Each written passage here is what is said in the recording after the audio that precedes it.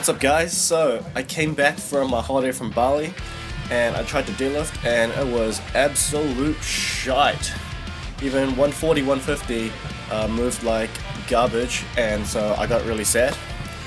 But then I watched IPF Worlds and I saw Sean Noriega, Clifton Foe, Mason Cabney, and I got really inspired. So I made it my mission to try perform this movement to a very high quality again.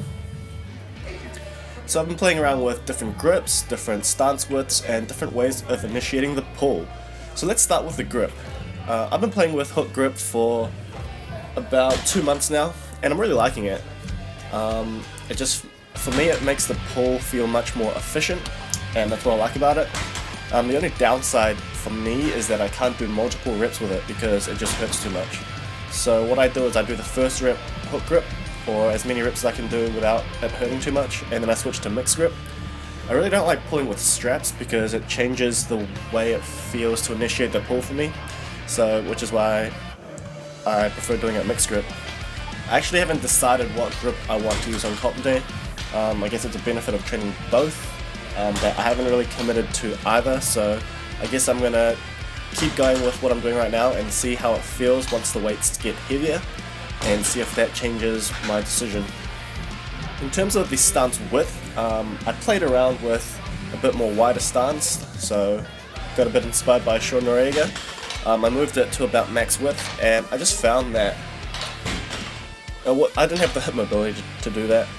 My speed off the ground was non-existent, and so I moved it back to a more moderate stance where I stack the joints so that my heels are directly under my knees, or maybe just a bit outside of it.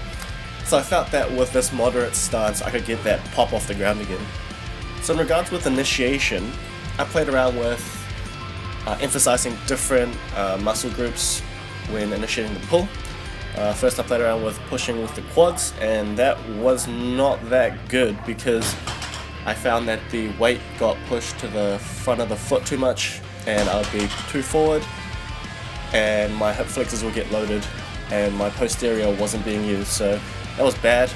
What I found did work was to activate my glutes at the start, push my knees out, and then push with the heel. So that made sure that my posterior was still activated and that my weight wasn't tipped forward too much.